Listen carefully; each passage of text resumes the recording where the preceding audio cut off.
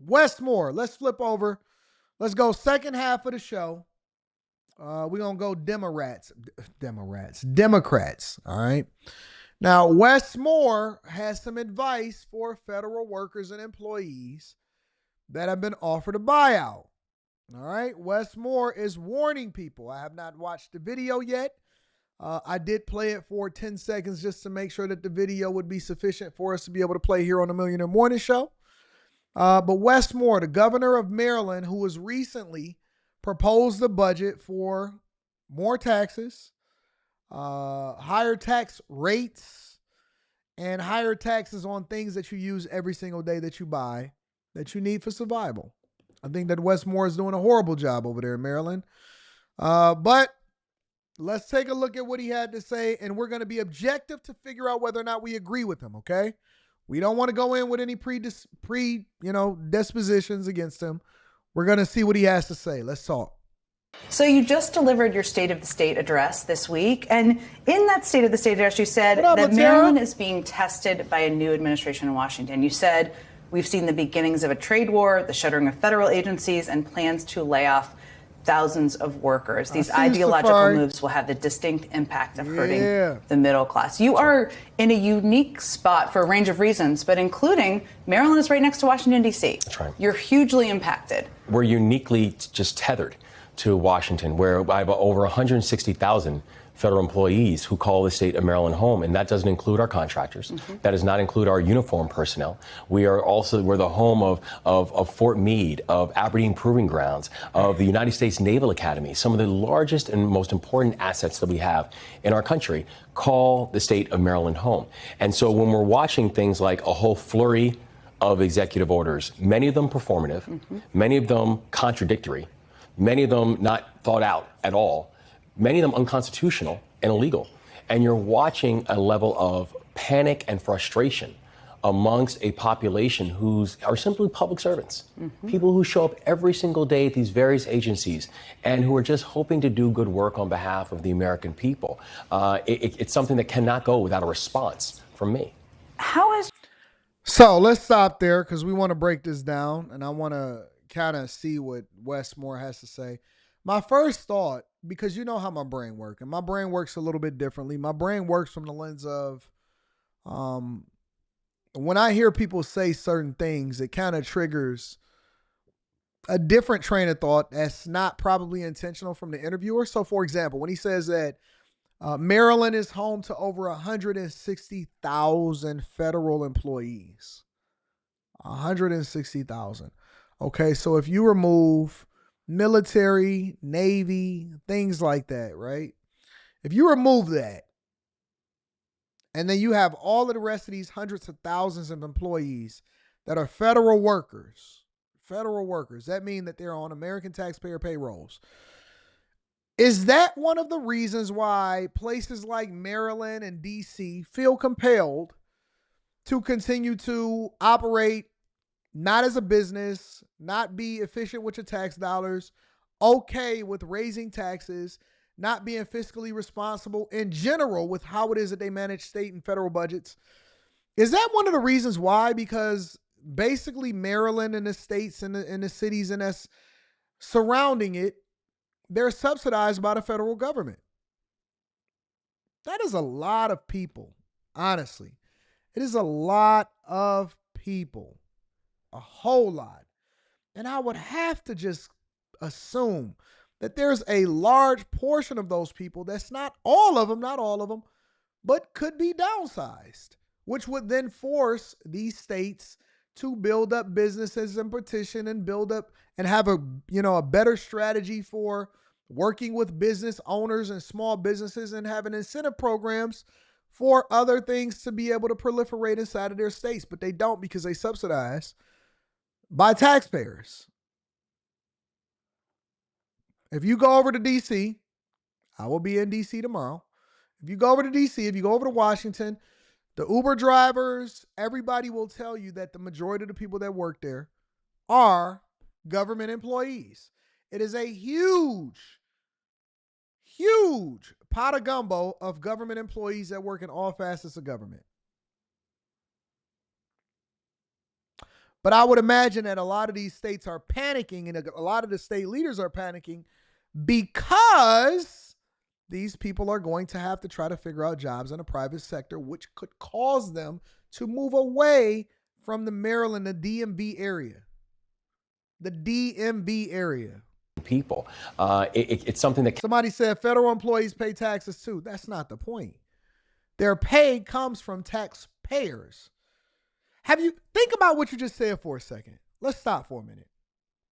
Think about what you just said for a minute. You said federal employees pay taxes too. Think about what y'all saying. Think about what being fiscally responsible means, and then think about our tax base, think about our tax system, and then think about how we use that money to benefit taxpayers. We pay taxes. All of us. If you are legal and you're doing it the right way, we all pay taxes, right? We all pay taxes.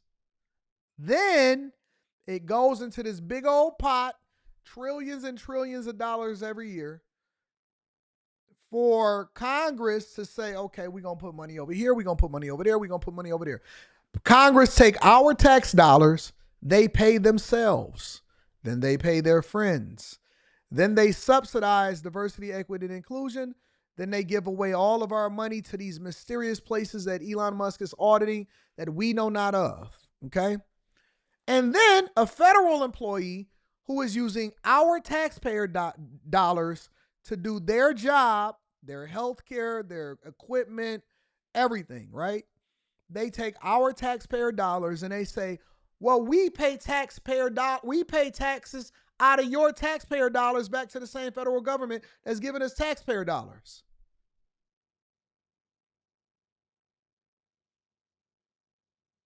Think about what we're saying.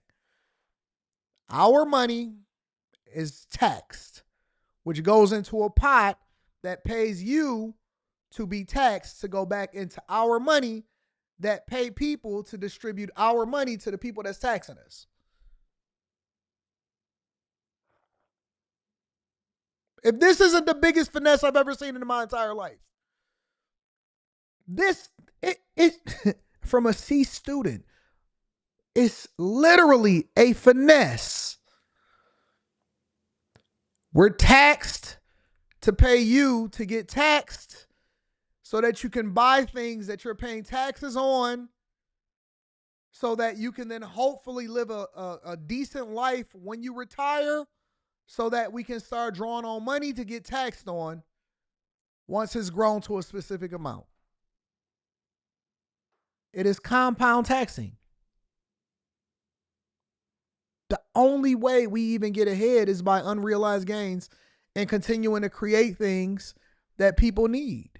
It is compound taxing. When you break it down, it is compound taxing. So when I see people that jump in my chat where they drop a comment and they say, well, government employees pay taxes too. If you understood how the system worked, it wouldn't make a difference. It's a zero-sum game.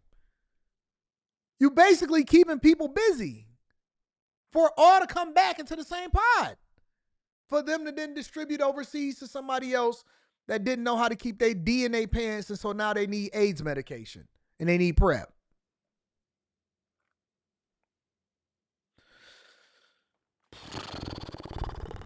Cannot go without a response from me. How has your job changed in the last 3 weeks? It's like a light switch, because all we look for is partnership.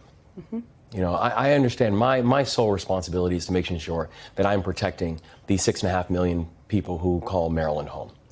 My sole responsibility is making sure that we can make life more affordable for them. All we ask for is partnership, is communication, is guidance, is consistency, is predictability.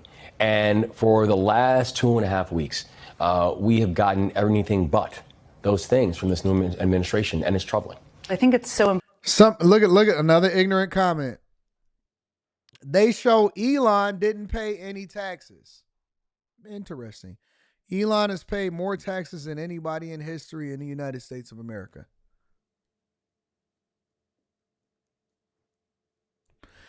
I think y'all really need to go and like, y'all gotta seriously, y'all have to go and research exactly how this works. Y'all have to research how this works. Even the headline that you're going to use, and it says Tesla reported zero federal tax income on $2 billion of U.S. income. It says Elon Musk's company avoided almost all federal income tax on nearly $11 billion in U.S. income over 3 years. Do you understand how that works? Do y'all understand unrealized gains? Do you understand having a corporation? Do you understand the LLC and exactly what the difference is? How you report on taxes? Do you understand what he paid on taxes in 2022 and 2023? You don't get it? You don't understand it? Y'all don't understand it? Are y'all confused? Would you like for me to teach a class on exactly how it works? Or would you just like to join the bag chasers and better understand it?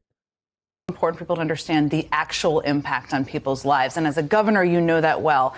I mean, you proposed in your speech a historic investment in public education. I am a mother of little kids. You're a father of little kids. Hugely important in our nation's schools. The president seems to want to get rid of the Department of Education. Help us understand what would that impact that would have on kids in Maryland. Well, I don't understand it. And one thing, much of education Elon policy Musk paid close to $11 billion in taxes alone. Is actually not made in Washington, D.C. Mm-hmm. It is made. And here's the thing. Any program that allows for them to be able to do what they do, you can also do it too. Did you know that? That it's not just, I'm not going to do it today. Let's continue. The states, right? So the states and local jurisdictions really are the ones who are doing everything from curriculum to class sizes and all that type of stuff. However, the Department of Education does play an important role. It's everything from assistance in funding. It's larger guidance about how we're looking at preparation for college and careers. It's being able to make sure that we're sharing best practices around the country. So the Department of Education does play an important role, and the public servants who work there are doing really important work. One of the impacts. The Department of Education has been broken for years. Matter of fact, let me do a little bit of research. I want to share something with y'all. In your state is on federal workers and the federal workforce. 2 million federal workers were offered a version of a buyout, which is not legal, to leave their jobs. What's happening at USAID is also having ripple effects around the world, but it's affecting hundreds of employees in Baltimore. This all seems to be at the hands of Elon Musk. When your constituents are calling you or questioning your office, what's going on here? What can we do about this? What do you tell them? Part of the challenge I'm seeing with some things we're seeing with DOGE is that it's not thought out, and actually much of it is illegal, because you cannot just dismantle departments or agencies. The Congress actually does have a check and a balance on that. The Congress has a role in that. And so when you're hearing things like we're going to offer an 8-month buyout, it can't be honored because it's illegal. Do you tell people not to take it when they call your office? Oh, I tell people, be careful on what you're signing, because once you sign something, that is permanent. And so what he's basically telling you is that Congress is preventing us from being able to run efficiently. He's saying that we have so much red tape and so many bureaucrats that Congress is preventing you from being able to run efficiently. That, hey, listen, as long as you work for the state, as long as you work for the federal government, you will be guaranteed income and a job for the rest of your life. And that is the craziest thing that I've ever heard in my entire life. I've never heard such nonsense in my entire life. So you're telling me that Congress can give you a job? I thought that Congress provided the funding, that they approve the budget that ultimately is dispersed out to these agencies. Granted that the agencies actually are doing the right thing with the money. But if you find a bunch of fraud and you find a bunch of people that's not doing what they're supposed to do, and more importantly, if the agency is not running efficiently, then you need to get rid of it. Do we have any processes in place that would allow for us to disband or get rid of agencies? Or do we just create them and we keep them forever? Why isn't it the same amount of, because when DOGE was created, they said that we want this to end, and they even have a website. It's a setup It's a website set up that shows you how many days they have left to do whatever it is that they need to do inside of the agency. How many days that they have left. It's an 18-month initiative that forces them to go through every single federal agency with a fine-tooth comb to find out exactly how your taxpayer money is being spent. And I don't see why anybody is in an uproar about the fact that the taxpayer money is being spent in fraud, is being stolen.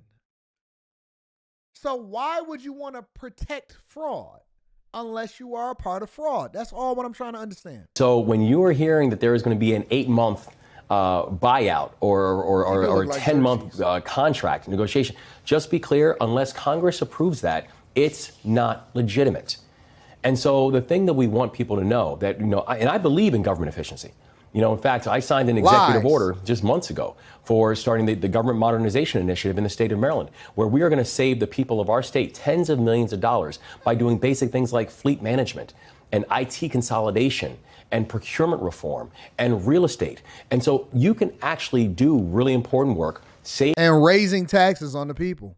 The people of your jurisdiction's money and do it smartly, efficiently, and transparently. Nope. The challenge that we've seen with DOGE is it's not smart, it's not efficient, and it's definitely not transparent.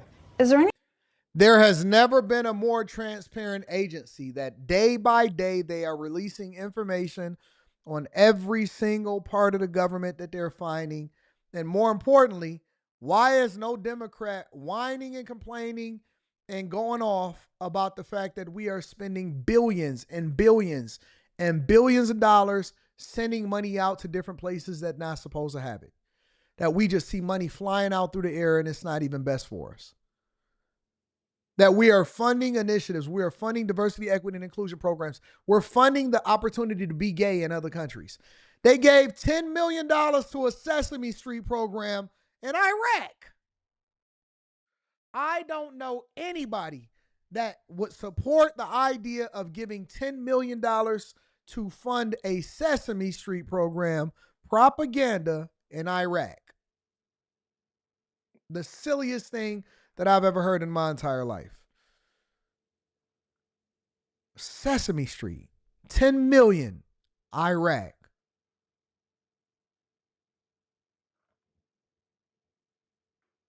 Everybody in Congress, almost everybody in Congress needs to be fired. Anything you can do as governor to help prevent these federal workers from losing their jobs? I mean, the challenge for a lot of the folks is if they're working for the federal government, it's something outside of state boundaries. I'm proud of how many federal employees that we have that are living in the state of Maryland, but it's difficult to counter what happens on their own individual contracts. The thing that I want all of our Marylanders who are federal employees to know is that their service is valued. $20 million for Sesame Street in Iraq? Jeez.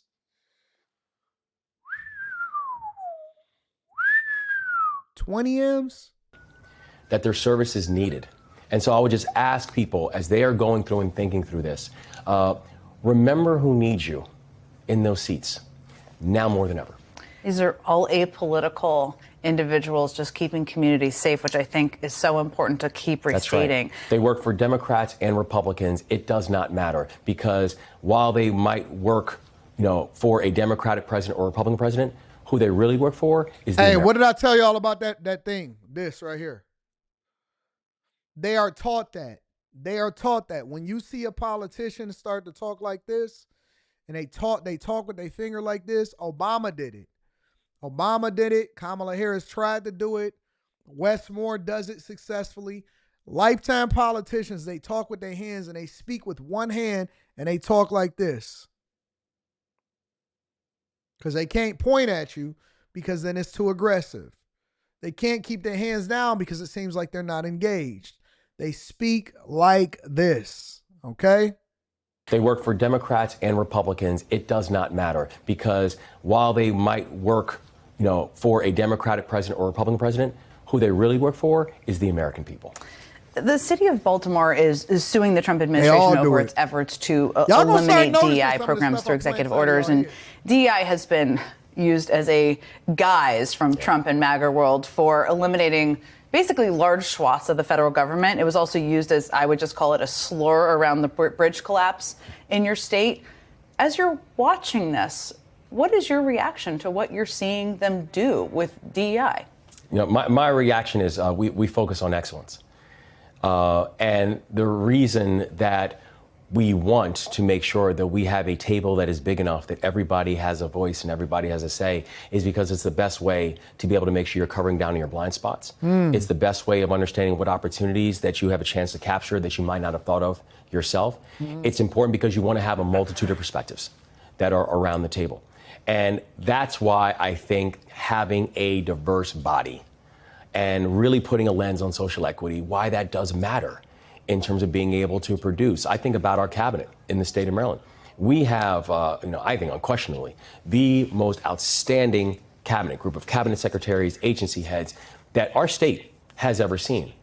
It also happens to be the most diverse. Isn't it funny that Maryland is in shambles and they actually operating at a budget deficit, yet they have some of the most talented cabinet members, some of the most elite diversity, equity, and inclusion people at the table. Yet just less than 2.5, 3 weeks ago, I was doing a report on how these same legislators that's over in Maryland was absolutely going off on Westmore about the fact that they are going to be causing the people more money every single day, and they have an inability to be able to balance their own budget. Yet you have the greatest cabinet of people in the world in Maryland. Y'all give it up for Westmore.